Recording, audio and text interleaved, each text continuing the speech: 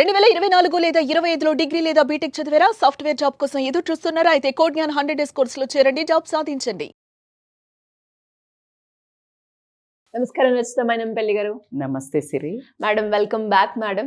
And చాలా మంది audience కూడా మిమ్మల్ని ఆన్ స్క్రీన్ చూడాలి అని, మీ మాటలు వినాలి అని, వాళ్ళకంటూ ఒక మోటివేషన్ కావాలి అని ఎంతో మంది కూడా మీ అభిమానులు అయితే ఎదురు చూస్తున్నారు అని చెప్పొచ్చు. అండ్ ఎస్పెషలీ కొన్ని సిచ్యువేషన్స్ ఎలా వస్తాయి అంటే, ఇష్టం లేని వ్యక్తి, బట్ అలానే మనం అవాయిడ్ చేయలేం. ఆ పర్సన్ తోటి మనం ట్రావెల్ చేయాలి. అసలు రోజు అదొక నరకంలా ఉంటుంది. అలాంటి సందర్భాల్లో మనం ఎలా హ్యాండిల్ చేయాలి madam? So before starting in to the topic, thank you Siri for saying.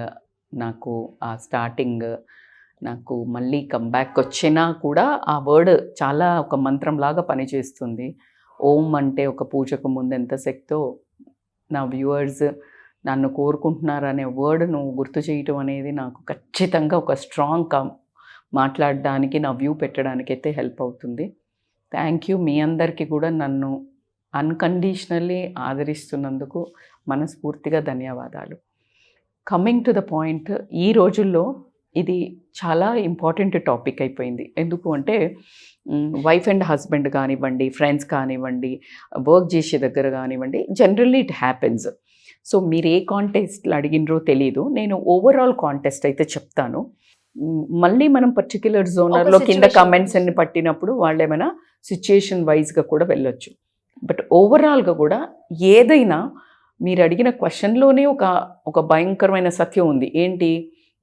నాకు నచ్చలేదు ఈ మనిషి అంటే జస్ట్ అవాయిడ్ అని చెప్పడానికి లేకుండా మీరు చెప్పారు, నేను కలిసి కంపల్సరీ ప్రయాణం చేయాల్సి వస్తుంది అనే ఒక ఆబ్లిగేషన్ పెట్టారు. సో పెట్టినప్పుడు the first foremost important thing ఏంటంటే, you should mentally say that this person so and so, wife అవని, హస్బెండ్ అవని, ఫ్రెండ్ అని, గర్ల్ ఫ్రెండ్ అవని, బాయ్ ఫ్రెండ్ అవని, ఎవరైనా ఈ పర్సన్తో నేను ఎందుకు ట్రావెల్ చేస్తున్నా, remember that point. Worth of ఆయనను భరించడం, ఆమెను భరించడం, ఏదో ఒకటి వర్త్ బేరీ చేసుకున్నావు, నువ్వు భరించడానికి నువ్వు సమకూర్చుకున్నావు అంటే నేను ఫిక్స్ అయ్యా అంటే అర్థం చాలు, ఇంకా అయిపోయింది. సో ఇక్కడ నువ్వు చేయాల్సింది మెంటల్లీ డిటాచ్ అవ్వటము. ఎమోషనల్ సెన్సిటివిటీ పెట్టుకొని గనక నువ్వు అలాంటి వాళ్ళతో ట్రావెల్ చేస్తే రోజు నీకు ఒక కత్తి పొడిచడమే జరుగుతుంది. సో ఎమోషనల్ ఆ సెన్సిటివిటీని తగ్గించి, ఎమోషనల్లీ నేను బర్న్అవుట్ అవ్వకూడదు. రోజు ఏడుస్తున్నావు, రోజు డిసప్పాయింట్ అవుతున్నావు, రోజు ఎంత ఓపిక ఉంటుంది నీకు, రైట్? సో కాబట్టి మెంటల్లీ డిటాచ్ అయ్యావు అనుకో, ఈ పర్సన్తో నాకు ఓన్లీ దీని వల్లనే కనెక్షన్ ఉంది. ఓకే, నేను I'm not going to take any of this. Mentally say always why I'm in this relation అనుకున్నావు అంటే ఎమోషనల్లీ బర్న్ అవ్వటం కానీ అవి నీకు తగ్గడం జరుగుతుంది. ఎందుకంటే ఎమోషనల్ డిజాస్టర్ ఎప్పుడైతే అవుతుందో నువ్వు పిట్టిగా ఫీల్ అయ్యి నువ్వు డిప్రెషన్లోకి వెళ్తూ ఉంటావు. ఓకే, జీవితంలో ఏ బంధమైనా ఏదైనా నీ ఆ ఒక మనోవ్యాధికి కారణం కాకూడదు. సో కాబట్టికే భరిస్తున్నావు అంటేనే నువ్వు అమేజింగ్ అసలు.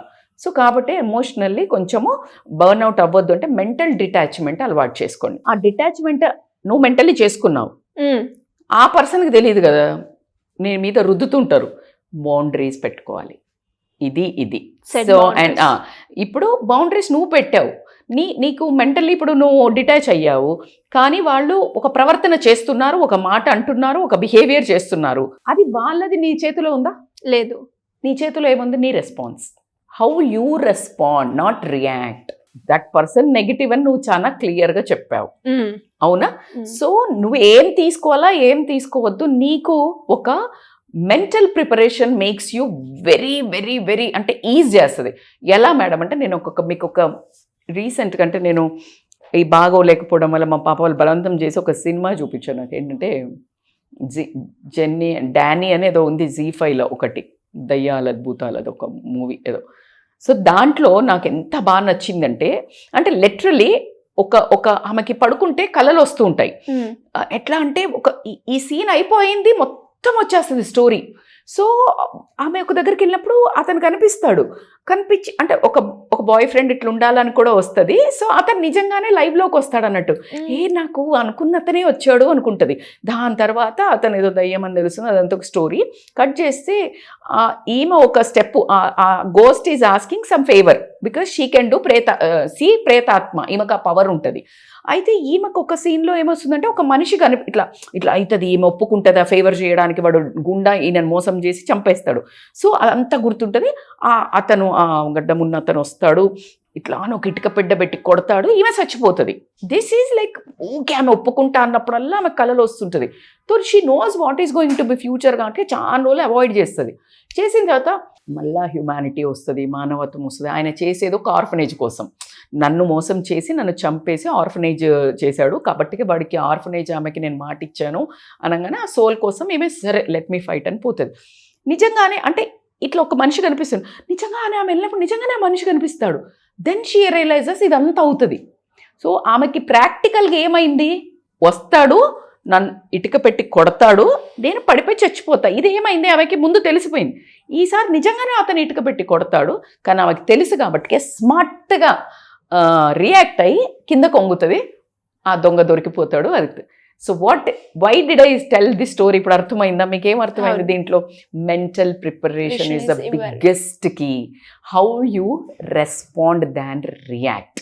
సో అలా ఒక ప్రిపరేషన్ ఈజ్ ఇంపార్టెంట్. అట్లాగే బౌండరీస్ నువ్వు కొన్ని పెట్టుకుంటావు, నేను వీళ్ళతో ఇలా ఉండాలని, కానీ వాళ్ళు దూకుతుంటారు. బట్ నువ్వు మాత్రం బ్రేక్ చేయొద్దు. నువ్వు ఎంతలో ఉండాలా అంతలో మాట్లాడాలా, ఎక్కువ కన్వర్జేషన్ చేయొద్దు, లేకపోతే చాలా ఎక్కువసార్లు కలవాల్సి వస్తుంది, కొన్ని అవాయిడ్ చేయి. కొన్ని కలవాల్సిన సందర్భాలు ఉంటాయి, మాట్లాడాల్సిన సందర్భాలు ఉంది, అక్కడ అందరు మాట్లాడుతున్నారు, వాళ్ళు మాట్లాడుతున్నారు, just keep quiet. There's no point of putting your point out. So దాని తర్వాత communication is the key. Communication minimize చెయ్యి, నిల్చెయ్యి, తప్పదు అనుకున్నప్పుడు ఆన్సర్ టు ద పాయింట్. అంటే ఎస్ ఓకే, అంతేగాని మళ్ళా దీని తర్వాత ఏం చేద్దాం, యాక్చువల్లీ బాగుంది కానీ ఆలోచిద్దాం అంటే you are extending that conversation. So see that like you straight forward. ఇది ఎంత ఒకెత్తు అయితే నువ్వు ఇక్కడ నుంచి ఇంకొకటి పాజిటివ్ గ్రూప్ని నీ చుట్టుపక్కన పెంచుకో. నీకు ఒక బ్యాటరీ ఉంది, ప్లస్ ఉంటుంది, మైనస్ ఉంటుంది. మైనస్ ఉంది, ప్లస్ ఇంక్రీజ్ చేస్తే ఆటోమేటిక్గానే లైట్ వెలుగుతుంది. లైఫ్లో ఒక లైట్ రావాలా అంటే ఖచ్చితంగా you need to improve this positive spirit people around you. Where నువ్వు పాజిటివ్ స్పిరిట్ అవుతున్నప్పుడు, నువ్వు టైం ఇవ్వనప్పుడు, ఇప్పుడు నువ్వు ఇక్కడ కూర్చున్నావు, నెగిటివ్ పర్సన్స్ కూడా కూర్చున్నారు, నువ్వేం మాట్లాడట్లేదు, నువ్వేం యాక్టివిటీ చేయట్లేదు, ఆరోగెంట్గా ఆన్సర్, ఇప్పుడు ఏదన్నా అన్నారు నువ్వు ఆరోగెంట్గా అట్లా కూడా చేయదు. You need to be friendly with them. ఎందుకంటే మనం వెళ్ళి కొంచెం పాము మనకు నెగిటివ్ భయం వేస్తుంది, అది పాపం అది ఏం అందుకని మనకు భయం. కానీ అదేం చేస్తుంది, నువ్వు ఏదన్నా అన్నీ అరగంటకి వెళ్ళి ఇట్లా కొట్టడం, అది కుట్టేస్తుంది. అందుకని ఎప్పుడు అలాంటి నెగిటివ్ పీపుల్ తోటి you should not fight, you should not confront. ఏంటి ఇట్లా చేసావు, ఎందుకు ఇట్లా చేసాను కూర్చుంటే just waste of your energy. You already decided they are negative, వాళ్ళు మారుతారు అని అనుకోవడం నీ భ్రమ. So you fixed after so many attempts.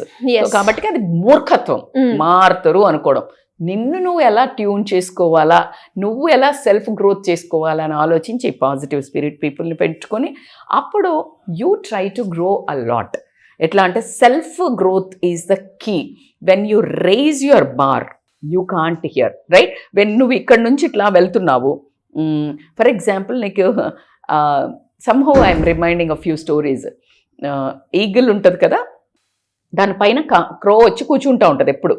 అయితే కూర్చున్నప్పుడు బరువు అవుతుంది కదా, సో అది ఏం వచ్చి ఇంకా కొడుతుంటది కూడా. సో అది ఏం అనలేదు, పడేయలేదు, ఏం చెయ్యలేదు. అదేం చేస్తుంది తెలుసా, అది ఉంది అని ఇది ఎగరకుండా ఉండదు కదా, ఎగురుతూ ఉంటుంది, ఎగ్రి పైకి వెళ్తుంది. ఎంత పైకి వెళ్తుంది అంటే only eagle can fly that much height.